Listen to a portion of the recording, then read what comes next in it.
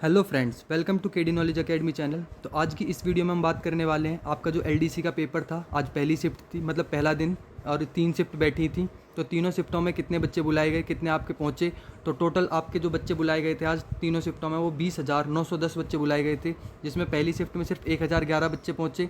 दूसरी शिफ्ट में आपके पास 1,113 बच्चे पहुँचे, और जो तीसरी शिफ्ट हुई उसमें पहुँचे आपके पास 1,165 बच्चे। तो टोटल की बात करें तो टोटल आपके पास लगभग 3,300 बच्चे पहुँचे। जो आपकी अटेंडेंस रही वो लगभग 16% रही। आप इसी एवरेज को लेकर आप ये मान लो लास्ट आपकी जो अटेंडेंस है वो 25% रहेगी। 3.5 लाख आपके फॉर्म है, 3.5 लाख का 25% आपके बच्चे पेपर देंगे। अब बात करते हैं भाई पेपर पैटर्न की। तो पेपर पैटर्न जो था वो आपका सेम वही रहा जो आपको बताया था। रीजनिंग पहले सेक्शन मतलब 2 पार्ट में खुलेगी। पहले आपको 20 क्वेश्चन देखने को मिलेंगे, फिर 15, टोटल 35 क्वेश्चन है। जीके पहले 20 फिर 15, टोटल 35 है। मैथ्स में 20 फिर 15, टोटल 35। इंग्लिश पहले 20 फिर 15 फिर टोटल 35। हिंदी की बात करें तो पहले 20 फिर 15, टोटल 35। बस कंप्यूटर आपको बताया गया था कि ये पहले 13 और फिर 12 खुलेंगे, लेकिन ये 13-12 ना होके पहले 20 और फिर 5। तो इस तरीके से आपके 2 सेक्शन में 25 क्वेश्चन आएंगे। तो ये तो था आपका पैटर्न। अब बात करते हैं मेन, जिसके लिए आप इस वीडियो में आए हो, जिस वीडियो को आप देखना चाहते हो, वो ये है कि भाई आपका लेवल क्या था पेपर का। तो पेपर लेवल की बात करें तो भाई देखो, जो आपका रीजनिंग है, रीजनिंग आपकी नॉर्मली आ रही है, मतलब इजी टू मॉडरेट ही कही जाएगी। 35 क्वेश्चन है। 35 में से भाई 20 क्वेश्चन बिल्कुल ईजी हैं, जिनको आप बहुत आराम से और फर्स्ट गो में ही कर दोगे। अब बच्चे आपको एक एवरेज स्कोर लाने के लिए आपको 10 क्वेश्चन और करने हैं। ये थोड़े से टाइम कंज्यूमिंग है, आप इनको 1-1 मिनट भी लोगे तो भी आपके आराम से हो जाएंगे। मतलब 35 में से 30 क्वेश्चन बड़े आराम से करे जा सकते हैं, 30 प्लस ही करे जा सकते हैं। रीजनिंग का लेवल ज़्यादा टफ नहीं है। बस आपको कहाँ टाइम बचाना है, जो सिटिंग अरेंजमेंट है, उस सिटिंग अरेंजमेंट में आप अपने टाइम बचाना। पहली बारी में सिटिंग अरेंजमेंट मत करना, ठीक है भाई। तो ये तो आपका रीजनिंग के लिए था। जीके की बात करें तो जीके के लिए भाई अगर आपने करंट नहीं पढ़ी तो करंट पढ़ लो।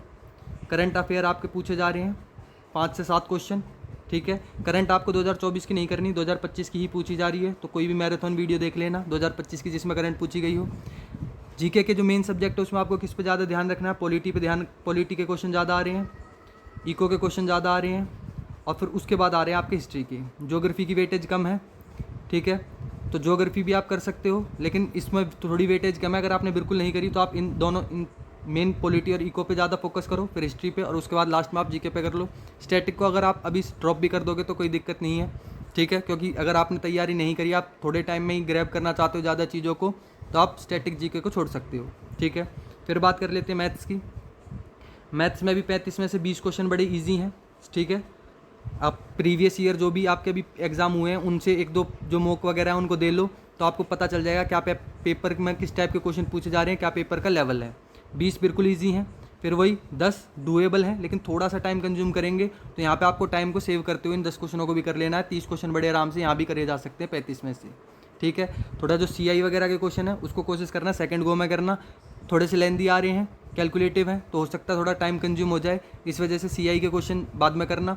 टाइम एंड वर्क का भी अगर आपको क्वेश्चन वैसे तो सिंपल ही आ रहे हैं, लगता है लैंग्वेज में थोड़ी सी टफ दे रखी है, तो आप उसको पहली गो में स्किप कर सकते हैं, दूसरी बारी में करें। फिर इंग्लिश की बात करें तो इंग्लिश का लेवल भी आपका ईजी टू मॉडरेट है।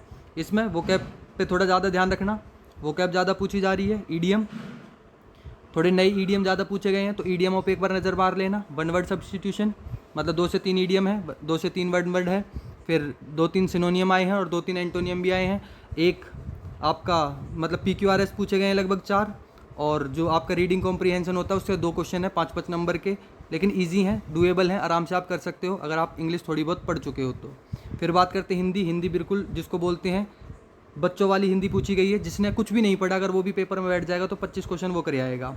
तो अगर आप हिंदी को थोड़ा सा पढ़ के जाओगे तो आप बड़े आराम से यहाँ पे 30 नंबर तक स्कोर कर सकते हो, ठीक है। बिल्कुल सिंपल जो क्वेश्चन होते हैं ना बच्चों वाले, वो वाले क्वेश्चन पूछे जा रहे हैं। तो हिंदी आपके बहुत ईजी है। थोड़ा बहुत अगर आप रूल्स जो ग्रामर के हैं उसके वो पढ़ लोगे तो आप ये मान के चलो कि हिंदी में आप आराम से 30 नंबर तक स्कोर कर सकते हो। तो यहाँ पर आप नंबर बढ़ा सकते हो अपने। फिर लास्ट हम बात कर लेते हैं कंप्यूटर की।